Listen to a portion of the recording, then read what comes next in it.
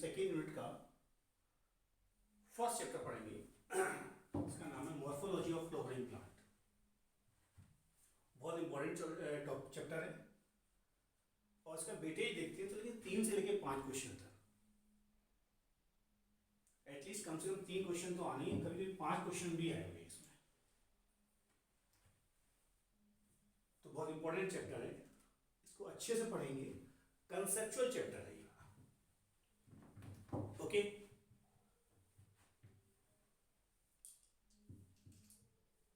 एक चीज मैं आपको बताना चाहूंगा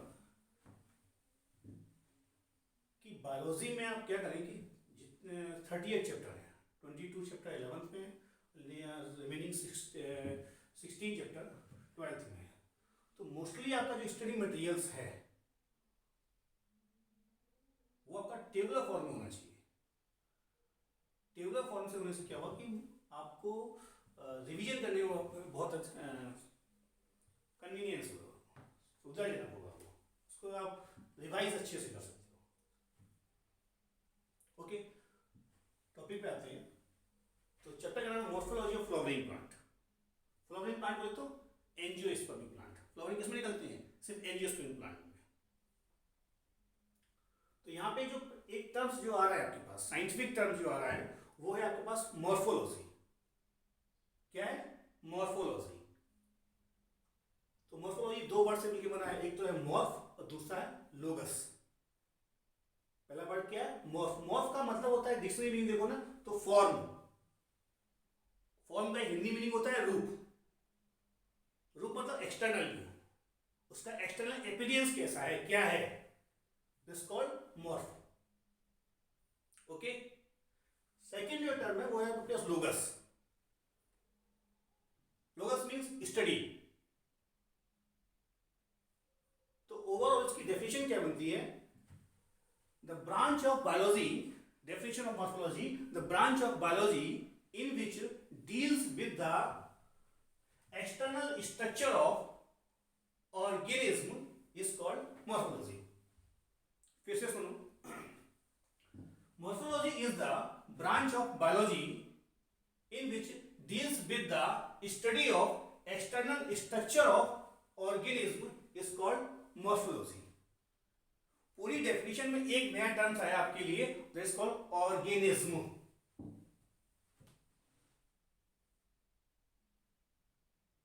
ओके, तो ऑर्गेनिज्म का मीन्स क्या होता है? All living beings is called organism. जितने भी लिविंग बीइंग्स हैं उनको हम क्या बोलेंगे? ऑर्गेनिज्म। अब सुपरफिशियल कौन कौन से लिविंग बीइंग है? प्लांट और एनिमल। प्लांट भी लिविंग प्रॉपर्टी शो करता है, एनिमल भी लिविंग प्रॉपर्टी शो करता है। तो प्लांट और animal both are living object. ठीक है, अगर हम प्लांट के एक्सटर्नल स्ट्रक्चर की स्टडी करते हैं दिस कॉल्ड प्लांट मॉर्फोलॉजी। अगर हम एनिमल के एक्सटर्नल स्ट्रक्चर करते हैं, एक्सटर्नल स्ट्रक्चर की स्टडी करते हैं, दिस कॉल्ड एनिमल मॉर्फोलॉजी। क्योंकि हम लोग यहां पढ़ाए हैं morphology of flowering plant, plant की मॉर्फोलॉजी पढ़ाई है। एनिमल मॉर्फोलॉजी इसके जस्ट बाद है। चैप्टर का नाम है स्ट्रक्चर और ऑर्गेनाइजेशन ऑफ एनिमल। उसमें हम एनिमल की मॉर्फोलॉजी पढ़ेंगे। आपके एनसीईआरटी में सिर्फ एक ही एनिमल है, इट्स कॉल्ड कॉकरोच। इससे पहले अर्थवर्म भी था और फ्रॉग भी था। ये आप जो सिलेबस में है वो सिर्फ आपके पास कॉकरोच है। ओके, तो मॉर्फोलॉजी की डेफिनेशन हमने समझ ली। क्या डेफिनेशन निकली? Study of branch of biology in which deals with the study of external structure of organism is called morphology. इसके बाद इसका इंपॉर्टेंस क्या है, क्या जरूरत थी, क्या इसका सिग्निफिकेंस है, क्यों इसको एस्टेब्लिश किया गया? तो अगर मॉर्फोलॉजी करने के लिए इसका इंपॉर्टेंस क्या है? अगर मॉर्फोलॉजी पढ़ते हैं तो हमें एक स्टैंडर्ड टर्म मिल जाता है, एक स्टैंडर्ड टर्म मिल जाएगा। Like that phyllotaxy, phyllotaxy. पहला टर्म मिल गया फिलोटैक्सी। दूसरा एग्जांपल के तौर पे ले रहा हूं, दूसरा है एस्टिवेशन। दूसरा क्या है? एस्टिवेशन। ऐसे बहुत से टर्म्स मिलेंगे अपन को, एक स्टैंडर्ड टर्म मिल गया अपन को। ये पहला सिग्निफिकेशन हो गया। पहला इंपॉर्टेंस हो गया मॉर्फोलॉजी का, to get standard term of organism like that phyllotaxy and estimation. दूसरा इसका इंपॉर्टेंस क्या है, उस टर्म की हमें डेफिनेशन मिल जाएगी, सर्टेन डेफिनेशन क्या है, उस टर्म की मुझे एक स्टैंडर्ड डेफिनेशन अवेलेबल हो जाएगी, इट्स कॉल्ड स्टैंडर्ड, क्या बोलते हैं उसको, स्टैंडर्ड डेफिनेशन उससे मिल जाएगी। तीसरा है पॉसिबल वेरिएशन क्या है,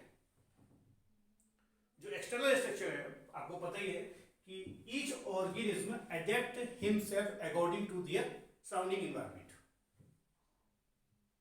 वो चारों ओर अपने जो सराउंडिंग एनवायरनमेंट है वो अपने आप को उसके अकॉर्डिंग वो एडजस्ट करेगा, एडेप्ट करेगा, तो कुछ ना कुछ वेरिएशन जनरेट करेगा वो। तो पॉसिबल वेरिएशन कौन कौन से हैं वो भी मुझे मिल जाएंगे सब। तो तीन सिग्निफिकेशंस के हो गए, पहला टू ऑब्टेन स्टैंडर्ड टर्म मिल जाएगा, उसकी डेफिनेशन मिल जाएगी और पॉसिबल वेरिएशन मिल जाएंगे, इसलिए हम इसकी स्टडी करते हैं। ओके, यहाँ तक कोई दिक्कत नहीं आनी चाहिए आपको, सारा कुछ समझ में आ रहा होगा। इसके बाद क्या है कि जो प्लांट मॉर्फोलॉजी प्लांट जो है ना, इसमें अपन को 7 टॉपिक है, 7 आपके स्ट्रक्चर मिलेंगे, 7 एक्सटर्नल स्ट्रक्चर मिलेंगे प्लांट की। सबसे पहले मिलेगा अपन को रूट। ये पूरा जो सिलेबस जो है ना, ये जो मैंने तैयार किया, ये फिर से कॉन्सेप्ट मैप है। कॉन्सेप्ट मैप क्या होता है, एक समरी है पूरे चैप्टर की, हमें क्या क्या पढ़ना है, कौन सा सीक्वेंस पहले रखना है, हमने एनसीईआरटी को बेस को लेते हुए आपकी उसको देखते हुए हमने इसको इस तरह से अरेंज किया है। तो पहला जो टॉपिक है एनसीईआरटी में वो है रूट। प्लांट की मॉर्फोलॉजी पहला जो स्ट्रक्चर मिलेगा वो है रूट। दूसरा है आपके पास स्टेम, तीसरा है आपके पास लीफ, चौथा है आपके पास फ्लावर, पांचवा है आपके पास इन्फ्लोरेसेंस, छठवां है आपके पास फ्रूट और लास्ट है आपके पास सीड। ये 7 एक्सटर्नल स्ट्रक्चर मिलेंगे जिसकी अपन स्टडी करेंगे और एनसीईआरटी में इसी सीक्वेंस में ये सब चीज दी हुई है। ओके, इसका जो लास्ट टॉपिक जो बचता है वो है आपका डिस्क्रिप्शन ऑफ सब फैमिलीज, DOSF, डिस्क्रिप्शन ऑफ सब फैमिली। जब आप सारी चीजें पढ़ लेंगे ना, ये बेसिक चीज पढ़ लेंगे, root, stem, leaf, flower, inflorescence, fruit and seed पढ़ लेंगे, तो हम कुछ फैमिली है। पहली फैमिली कौन कौन सी है आपके पास, क्रूसीफेरी। दूसरी फैमिली है आपके पास फेवेसी। तीसरी फैमिली है आपके पास सोलेनेसी और लास्ट जो फैमिली है आपके पास वो है लिलिएसी। तो इन चारों फैमिली की आप कंपैरेटिवली स्टडी करेंगे, उसके वेजिटेटिव कैरेक्टर क्या होते हैं, उसके सेक्सुअल कैरेक्टर क्या होते हैं, उसके फ्लोरल कैरेक्टर क्या होते हैं, इसका इकोनॉमिक इंपॉर्टेंस क्या होते हैं, वो सारे question upon table of form में उसको पढ़ेंगे। टेबल ऑफ फॉर्म से मतलब ये कि आपका सिलेबस जो है ना बहुत सिंप्लीफाइड वे में आपको प्रोवाइड किया गया है। ओके, तो यहां तक कोई दिक्कत तो नहीं आनी चाहिए अपन को। चलिए, तो सबसे पहला जो टॉपिक होता है वो है रूट। जो हम रूट सबसे पहला टॉपिक कवर करेंगे, कौन सा है, रूट। तो रूट में अपन क्या करेंगे, 4 चीजें पढ़ेंगे, 4 टॉपिक कवर करेंगे रूट में भी। पहला है बस उसकी रूट की डेफिनेशन लिखेंगे, रूट की डेफिनेशन क्या निकलती है। दूसरा, characteristic feature of root, root के कौन कौन से कैरेक्टरिस्टिक फीचर और किसी भी मिलेंगे अपन को, या जनरल कैरेक्टर बोलो आप, ठीक है। और तीसरा इसी में कवर करेंगे वो है फंक्शन ऑफ रूट, रूट के फंक्शन क्या होते हैं। डेफिनेशन में जनरल कैरेक्टर से और फंक्शन से क्वेश्चन नहीं बनता है और बनेगा भी नहीं, और क्वेश्चन बनता है तो पेपर का लेवल बहुत सिंपल हो जाता है। दूसरा टॉपिक बनता है टाइप ऑफ रूट, रूट कितने प्रकार की होती है। ये सारे टॉपिक अपन डिटेल में पढ़ेंगे, अभी तो सिर्फ एक सुपरफिशियल आइडिया दे रहा हूं आपको।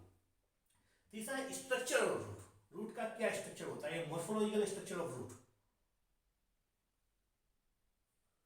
तो वो भी अपन यहां डिस्कस करेंगे। और लास्ट है मॉडिफिकेशन ऑफ रूट, रूट ने अपने आप को कैसे मॉडिफाइड किया कि वो है प्राइमरी फंक्शन से एक एक्स्ट्रा फंक्शन परफॉर्म कर रही है, that's called modification of root. तो ये ओवरऑल 4 टॉपिक मुझे रूट में कवर करने हैं। इसका एक असाइनमेंट है मेरे पास, और पूरा असाइनमेंट जो है ना वो चैप्टर एनसीईआरटी बेस है, एनसीईआरटी बेस और पूरा थ्योरेटिकल बेस है, जो मैं आपको पढ़ाऊंगा और जो एनसीईआरटी में दिया हुआ उसी के बेस आपका पूरा असाइनमेंट तैयार है। नहीं वो क्वेश्चंस होंगे 25 से लेके 30 क्वेश्चन। अगर वो आप थ्योरी करने के बाद अगर वो क्वेश्चंस आप अटेम्प्ट कर रहे हो, क्वेश्चन आपसे बन रहे हैं, इसका मतलब आप सही जा रहे हैं। क्वेश्चन की कोई बाहर निकलने के चांसेस नहीं है। अगर आपने थ्योरी पूरी कर ली और वो असाइनमेंट अगर लग गया आपसे, और अगर मान लो क्वेश्चंस नहीं लग रहे हैं, तो इसका मतलब कहीं ना कहीं आप प्रॉब्लम में हैं, आपकी स्टडी मटेरियल आपको प्रॉपर नहीं मिला है, आप उसको पढ़ नहीं रहे हैं। ओके, तो ये रूट का पूरी कहानी थी, रूट में हमें क्या क्या पढ़ना है, इसको भी डिस्क्राइब करेंगे भी करके। अभी मैं बता रहा हूँ आपको करना क्या है। दूसरा टॉपिक जो है ना वो है आपके पास स्टेम।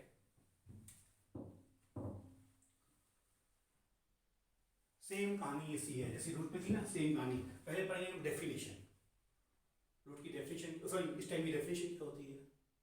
जैसे रूट में पढ़ते हैं जनरल कैरेक्टर, स्टेम के कैरेक्टर से फीचर क्या है वो भी यहाँ देखेंगे अपन। नेक्स्ट इसका फंक्शन, स्टेम के फंक्शन क्या होते हैं। ओके, तीसरा इसमें दो टॉपिक है बस, एक है दूसरा टॉपिक है मॉडिफिकेशन ऑफ स्टेम। स्टेम ने अपने आप को मॉडिफाइड कर लिया, अडेप्ट कर लिया, एक नया और कुछ नए फंक्शन को परफॉर्म कर रहा है, इसको मॉडिफिकेशन ऑफ स्टेम।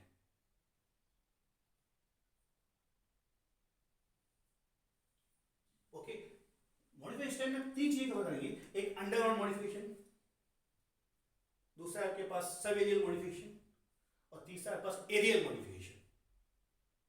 तीन टॉपिक हम कवर करेंगे, underground modification, sub aerial modification, और लास्ट है आपके पास एरियल मॉडिफिकेशन। अच्छा, इससे क्वेश्चंस बनने के चांसेस रहते हैं। इस टॉपिक से क्वेश्चंस बनेंगे तो क्वेश्चन का लेवल थोड़ा सा एवरेज रहेगा। ये थोड़ा सा समझने वाली चीज है। ये modification of stem, underground modification, sub aerial modification और एरियल मॉडिफिकेशन। ओके, तो ये एक टर्म में इसको खत्म करेंगे, दूसरे टर्म में इसको खत्म करेंगे। अगर 1.5 घंटे की 2 घंटे की क्लास होती है तो बड़ी इजीली खत्म हो जाएगा ये चैप्टर, टॉपिक खत्म हो जाएगा। इसके बाद दूसरे टर्म में अपन इसको कवर कर लेंगे। जो तीसरा टर्म होगा, तीसरे टर्म में आप उसको कवर करेंगे लीफ। जो नेक्स्ट टॉपिक है वो लीफ। लीफ में अपन क्या पढ़ेंगे, डेफिनेशन पढ़ेंगे, जनरल कैरेक्टर पढ़ेंगे और फंक्शन पढ़ेंगे लीफ के। Definition, general character and function. Okay, दूसरा है स्ट्रक्चर ऑफ लीफ। लीफ की स्ट्रक्चर पढ़ेंगे, लीफ की स्ट्रक्चर होती कैसी है। तीसरा है टाइप ऑफ लीफ, लीफ कितने प्रकार की होती है। तीसरा है फिलोटेक्सी। ये टर्म्स आ गया, मैं बताया था ना, अगर हम इसका इंपॉर्टेंस देखते हैं मॉर्फोलॉजी का, तो हमें क्या है कि टू गेट स्टैंडर्ड टर्म जैसे फिलोटेक्सी। फिलोटेक्सी मींस होता है क्या, arrange of leaf on stem is called phyllotaxy, ये भी आता है। तीसरा है आपके पास लीफ मॉडिफिकेशन। क्या है, लीफ मॉडिफिकेशन। ये भी टॉपिक बहुत सिंपल है। क्वेश्चन लीफ में कहां से मिलेगा, फिलोटेक्सी से मिलेगा या मॉडिफिकेशन ऑफ लीफ से मिल जाएगा। इससे भी क्वेश्चंस बनेगा। क्वेश्चन अगर इससे लीफ से आएगा तो इन टाइप ऑफ लीफ, फिलोटेक्सी और लीफ मॉडिफिकेशन, इससे क्वेश्चन बनेगा। पेपर एवरेज बनता है तो, अगर स्टेम की बात करें तो मॉडिफिकेशन स्टेम से क्वेश्चन बन जाएगा, एवरेज पेपर बनेगा तो। ओके, ये बहुत सिंपल चीज है। स्टेम अगर समझ में आएगा तो लीफ और फ्लावर बड़े इजिली आएगी। अगर स्टेम आपने अच्छे से समझ लिया, मैंने आपको अच्छे से एक्सप्लेन कर दिया, तो आप लीफ और फ्लावर को आप बड़े अच्छे से समझ जाएंगे। ओके, तो तीसरा टॉपिक कौन सा कवर किया अपन ने, लीफ। इसके बाद जो है वो है आपके पास flower. Next topic is flower. ये बहुत इंपॉर्टेंट टॉपिक है और एटलीस्ट इसे कम से कम एक क्वेश्चन तो आना है, चाहे पेपर कितना सिंपल बने और क्वेश्चन चाहे कितना पेपर टफ बने। ये फ्लावर बहुत 7 टॉपिक है, इसमें 7 सब टॉपिक हैं। ये सारे टॉपिक मैंने बेटा एनसीईआरटी से ही अकॉर्डिंग अरेंज किए, मैंने अपनी तरफ से कोई अरेंजमेंट नहीं किया इसका। तो पहला आपके पास डेफिनेशन, फ्लावर की डेफिनेशन क्या निकलती है, मैं बताया था। एक स्टैंडर्ड डेफिनेशन मिल जाएगी, ये एनसीईआरटी में दिया हो, एक डेफिनेशन मिलेगी। इसके बाद फ्लावर का स्ट्रक्चर क्या होता है, फ्लावर का स्ट्रक्चर क्या है। तीसरा है सेक्सुअलिटी ऑफ फ्लावर, तीसरा टॉपिक जो कवर करेंगे। ये चैप्टर, ये टॉपिक जो है ना वो कम से कम एटलीस्ट 2 टर्न ले लेगा। Sexuality of flower, sexuality of flower से मतलब है कि फ्लावर कैसा है। इसमें फ्लावर में दोनों टाइप के सेक्स ऑर्गन है, मेल और फीमेल दोनों है, या एक है, या मेल ऑर्गन से या फीमेल ऑर्गन से. Okay, this called sexual means flower monoecious है कि डायोसियस है. अगर मोनोसियस है तो उसमें दोनों ऑर्गन्स हैं, मेल भी है, फीमेल रिप्रोडक्टिव ऑर्गन्स भी है. और डायोसियस है तो सिंगल है, या मेल मिलेगा या फीमेल मिलेगी. This called dioecious. This called sexuality of flower. Alright, इसके बाद देखो दूसरा जो टॉपिक कवर करेंगे वो है आपके पास सिमेट्री.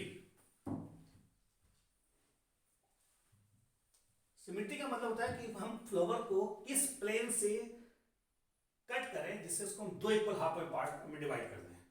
डिवाइड कर भी सकते हैं कि नहीं कर सकते हैं, कि हम किसी प्लेन से इसको काटें दो भाग में डिवाइड कर सकते हैं, या एक सर्टेन प्लेन से काटें, बस किसी प्लेन से काटेंगे तो दो भाग में डिवाइड कर देंगे, या हम किसी प्लेन से काटें, चाहे ऐसे काटो चाहे ऐसे काटो चाहे किसी भी काटो, उसको हम दो इक्वल हाफ पार्ट में डिवाइड नहीं कर सकते.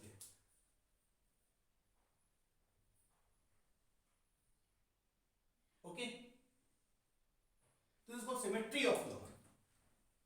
हम फ्लावर को किस प्लेन से काटें जिससे flower divide in two equal half part. इससे क्वेश्चंस बनता है, सिंपल क्वेश्चन बनेगा इससे भी. अगर पेपर इससे क्वेश्चन बनता है तो पेपर ये एवरेज पेपर आएगा, कोई ज्यादा क्वेश्चन नहीं बना. नेक्स्ट देखो एस्टिमेशन.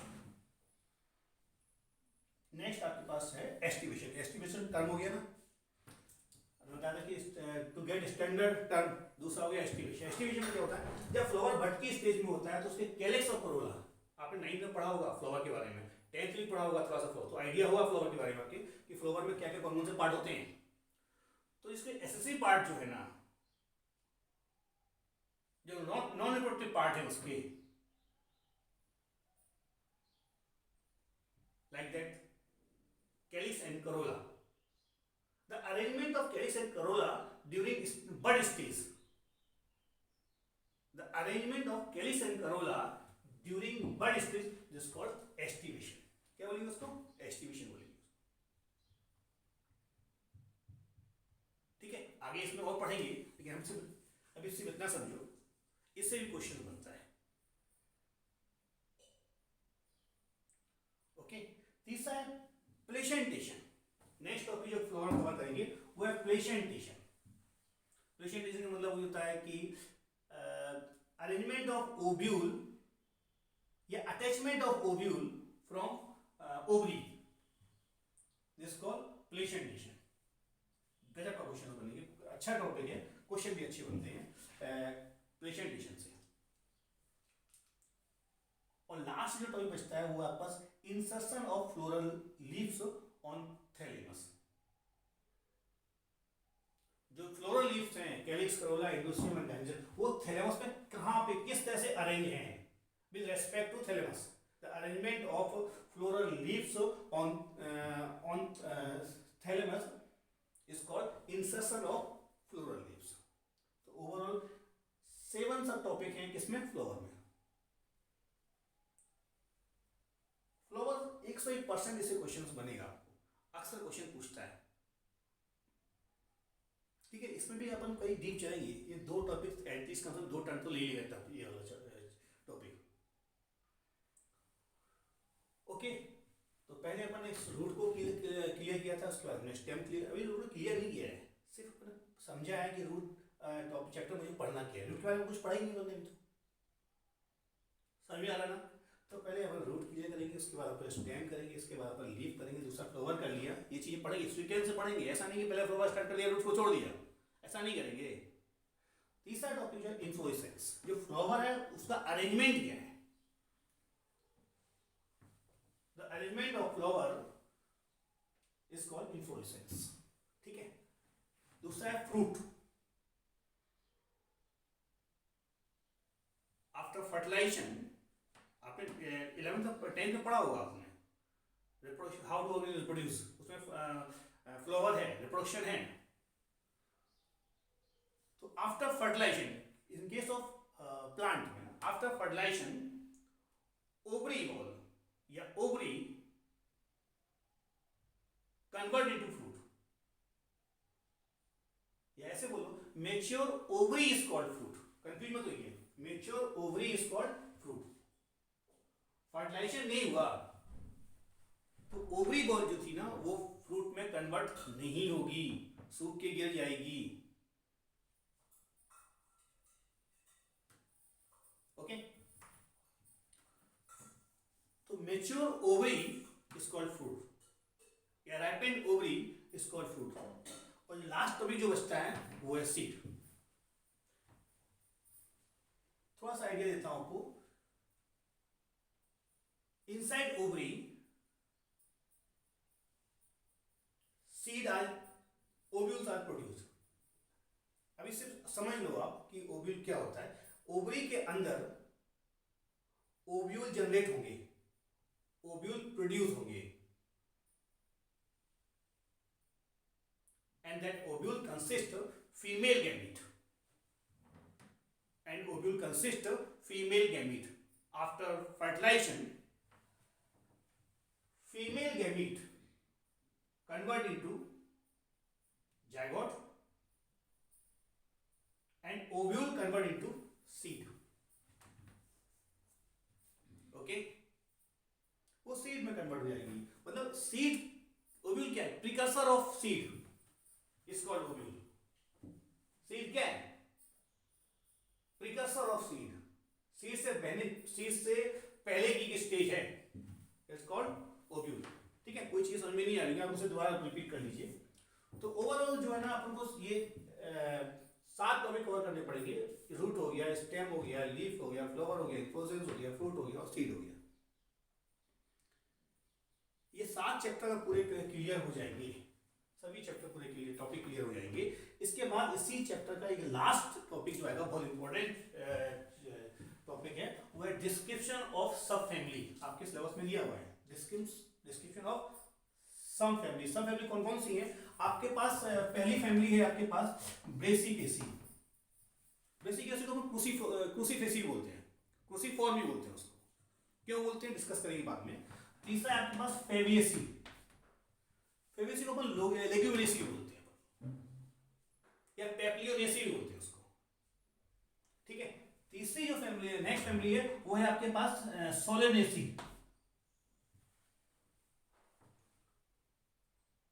कौन सी फैमिली है? और लास्ट फैमिली है वो है लेग्यूमिनेसी, सॉरी लिलिएसी। तो ये 4 फैमिली अपने पास है। पहली है ब्रेसिकेसी, दूसरी है आपके पास फेवियसी, तीसरी है आपके पास सोलेसी, और लास्ट फैमिली जो बचती है वो है आपके पास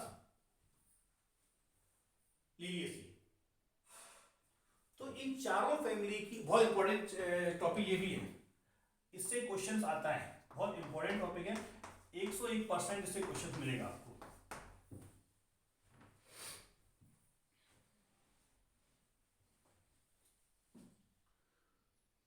अगर हम लोग इसको अच्छे से कवर कर लेंगे तो इसमें इस 4 फैमिली एक कंपैरेटिव स्टडी है, कंपेयर किया गया है चारों फैमिली को लेकर।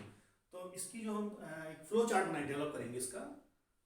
तो फ्लो चार्ट बनाने के बाद अपन इसको एक जनरल कमेंट्स, दूसरा बेसिकेसी, तीसरा फेवियसी, नेक्स्ट सोलेनेसी और लास्ट में लेग्यूमिनेसी। उसके बाद हम कई कमेंट्स लेके वेजिटेटिव कैरेक्टर क्या है, उसकी लीफ कैसी है, उसके फ्लावर कैसी है, उसकी रूट कैसी है, ठीक है ना, उसके फ्लोरल कैरेक्टर कौन कौन से होते हैं, फ्लोरल डायग्राम क्या होते हैं, इसके बाद उसका इकोनॉमिक इंपॉर्टेंस क्या है।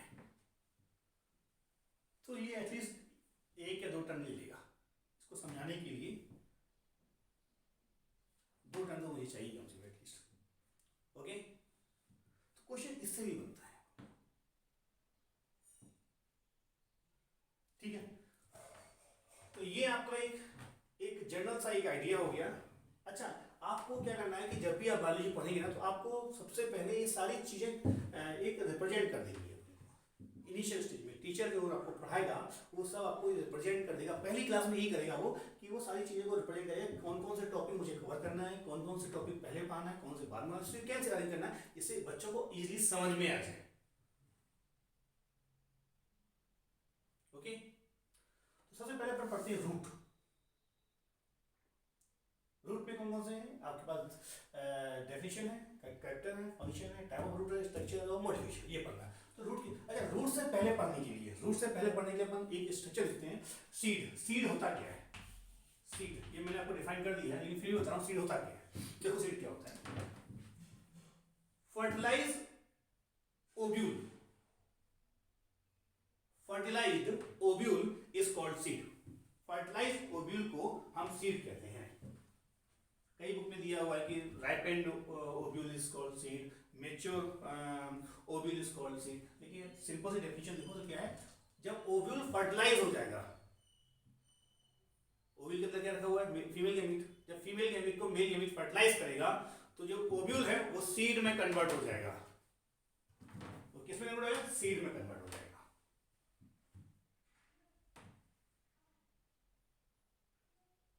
ठीक है, तो सीड की डेफिनेशन क्या है, fertilise ovule is called seed which consist embryo. अगर फर्टिलाइज हो चुका है तो उसमें एम्ब्रियो बनेगा. Which consist embryo, embryo is miniature of plant body. Plant body का छोटा रूप है एम्ब्रियो, जो बाद में जो है ना पूरी प्लांट बॉडी को डेवलप करेगा. Seed, each seed consist two part. जो लीड आपके पास वो होगी, सीड होगी, उसके दो पार्ट होंगे. एक तो है कॉटलीडॉन्स, पहला पार्ट, और दूसरा पार्ट है embryo. Embryo, embryo consist embryonal axis. Embryo actually इसको एम्ब्रियोनल एक्सिस बोलो, एम्ब्रियोनियल एक्सिस बोलो, एम्ब्रियोनल एक्सिस. ये लीफ के सीड में दो पार्ट मिलेंगे उनको, एक तो मिलेगा कॉटलीडॉन्स और दूसरा क्या मिलेगा, एम्ब्रियोनल एक्सिस. तो ये सीड हमने यहां खोल के रखी है. अच्छा, सीड भी दो टाइप की, on the basis of cotyledons. कितने नंबर ऑफ कॉटलीडॉन्स कितने, एक है या दो है. इसके बाद दो टाइप की सीड है. एक तो है dicot seed like that gram, P, groundnut etcetera. दूसरा है आपका monocot seed. Monocot seed, mono मतलब सिंगल, एक, और डाई का मतलब दो. लाइक दैट मेज, मेज हो गया, बार्ले हो गया, ओट हो गया, ये सब कैसे हैं, राइस हो गई, व्हीट हो गया, ये सब कैसे हैं, मोनोकॉट सीड है. तो सीड दो टाइप की, on the basis of cotyledons, dicot and monocot. Okay, तो सीड के दो पार्ट हैं आपके पास. पहला है आपके पास कॉटलीडॉन्स और दूसरा है एम्ब्रियोनल एक्सिस. ये मैंने सीड को रिप्रेजेंट किया है. तो ये जो आपके पास जो लेटरल पार्ट है दिस कॉल्ड कॉटलीडॉन्स. ये क्या है, कॉटलीडॉन्स. मैं इसको रफ कर देता हूं, ये बहुत ज्यादा हो जाएगा. तो ये आपके पास क्या है, कॉटलीडॉन्स. This cotyledons. कॉटलीडॉन्स को बोलते हैं प्राइमरी लीफ या इनिशियल लीफ भी बोलते हैं इसको. सीड के अंदर कॉटलीडॉन्स में food material, real food material के रूप में रहता है. Inside seed cotyledons store the reserve food materials. That food materials may be in form of carbohydrate, protein molecules या protein और lipid molecules.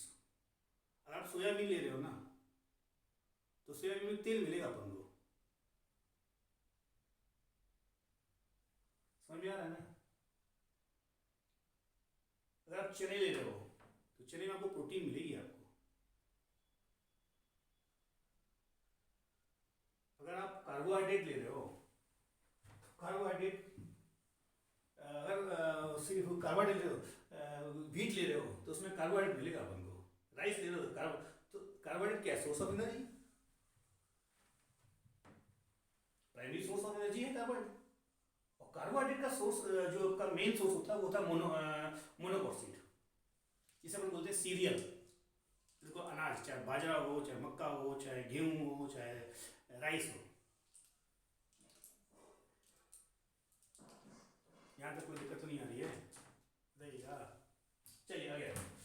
तो ये रहा कॉटलीडॉन्स, जिसे क्या बोले, इनिशियल लीफ भी बोलते हैं उसको. इसका जो हॉरिजॉन्टल एक्सिस है, हॉरिजॉन्टल एक्सिस है, इसके अपर आपका जो दिख रहा है ना, ये वाला पार्ट, ये वाला जो दिख रहा है, ये पार्ट, ये जिस कॉल्ड इम्यूनल एक्सिस. ये आपके पास ये आपके ये इम्यूनल एक्सिस. वर्टिकल पार्ट जो है ना, इसको हम दो भागों में डिवाइड करना है. एक वर्टिकल पार्ट कर लो और एक ये हॉरिजॉन्टल पार्ट कर लो. तो हॉरिजॉन्टल पार्ट का upper most part is called epicotyledons. क्या बोलेंगे इसको, इपिकोटिलॉन्स। जो हॉरिजॉन्टल इसका अपर पार्ट जो है ना, ये वाला पार्ट जो है ना, दिस कॉल्ड इपिकोटिलॉन्स, सॉरी इपिकोटाइल, क्या बोलेंगे, इपिकोटाइल। अच्छा, बायोलॉजी में हम आपको बता दें, ऐसा कोई टर्म्स नहीं है जिसका कोई सर्टेन मीनिंग ना हो। Each term consist certain meaning.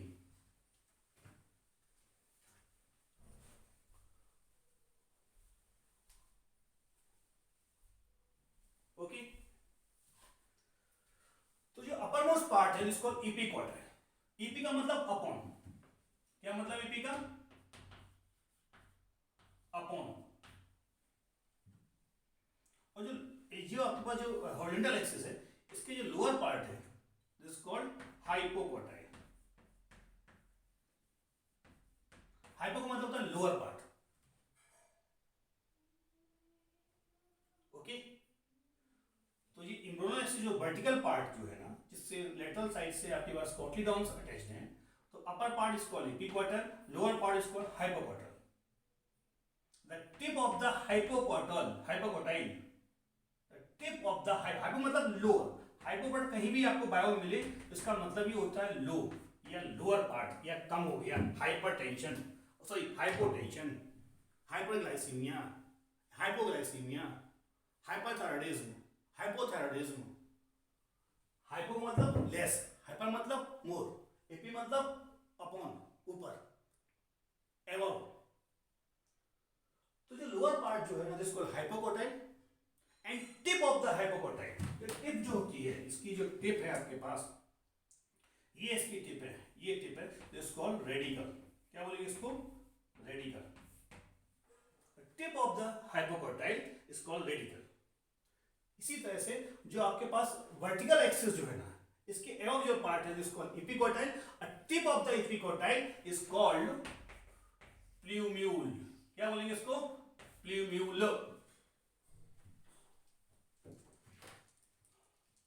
Okay, तो रूट को पढ़ने से पहले, रूट और स्टेम को पढ़ने से पहले, ये हमारा basic chapter topic, basic concept था seed.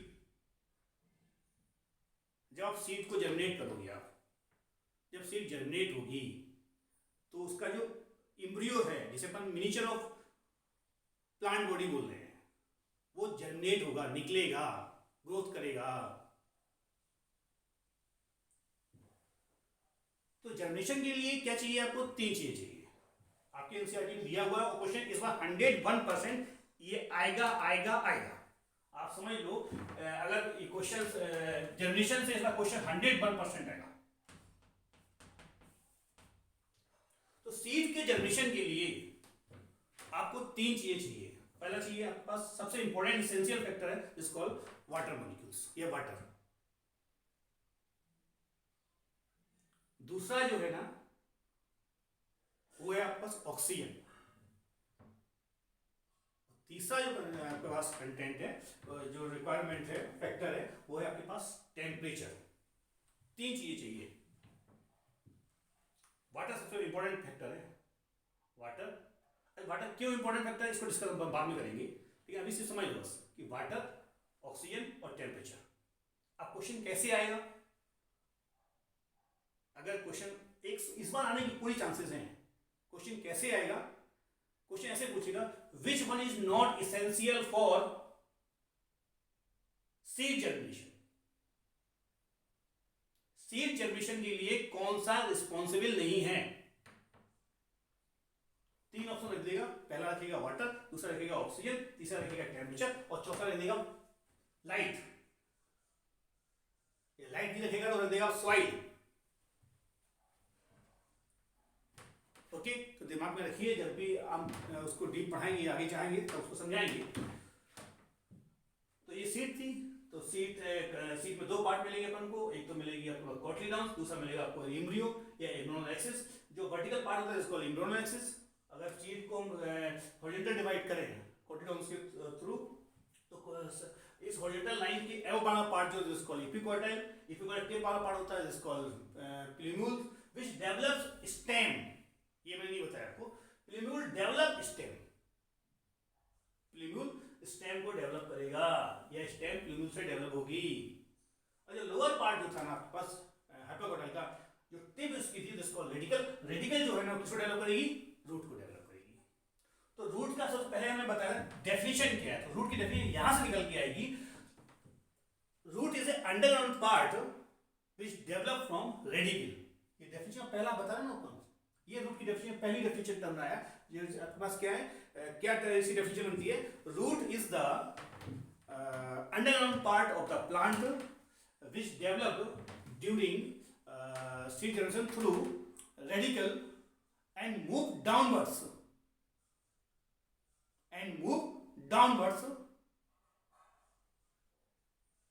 and take part in absorption of water and minerals is called root. Simple सी डेफिनेशन है, बहुत भारी इतना कोई रॉकेट साइंस तो नहीं है इसमें ना, सिंपल सी चीज है। तो डेफिनेशन क्या होती है, root is the underground part of the plant which develop from radicle and move downwards and take part in absorption of water in minerals is called root. Simple सी डेफिनेशन है।